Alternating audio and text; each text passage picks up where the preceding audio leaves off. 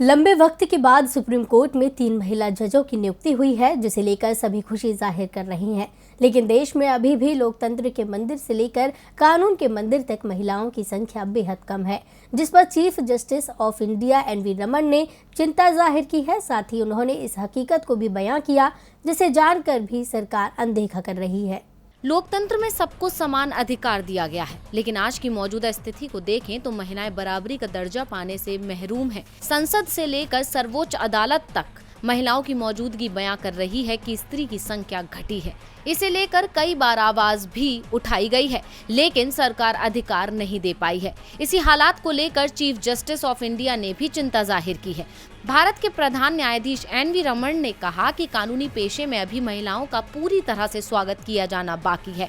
उन्होंने इस बात पर जोर दिया कि बहुत कम महिलाओं को शीर्ष पर प्रतिनिधित्व मिलता है।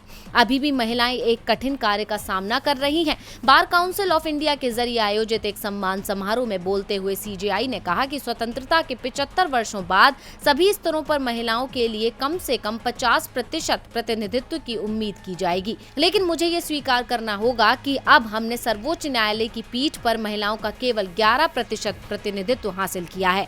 सीजेआई ने महिलाओं को हो रही परेशानी के बारे में कहा कि मैंने अपने उच्च न्यायालय के दिनों में देखा था कि महिलाओं के पास शौचालय नहीं था और महिला वकीलों के लिए अदालत में आना और गलियारों में लंबे समय तक इंतजार करना बहुत मुश्किल है। सीजेआई रमन ने ये भी कहा कि अधिकांश महिला अधिवक्ता पेशे के अंदर संघर्ष कर रही है। वास्तविकता ये है कि कानूनी पेशे में अभी भी महिलाओं का स्वागत किया जाना बाकी है। सीजेआई ने आज उस हकीकत को बयां किया जो कई दशकों से देश के सामने है, लेकिन सरकारों ने इसे जानकर भी कुछ नहीं किया। हालांकि अब 2027 में देश को पहली चीफ जस्टिस ऑफ इंडिया मिलने की उम्मीद की जा रही है। इस नियुक्ति के बाद देश में इतिहास तो रचा जाएगा, लेकिन सवाल बार बार आएगा कि आखिर क्यों संसद से लेकर सर्वोच्च अदालत तक महिलाएं अधिकारों से हैं महरूम।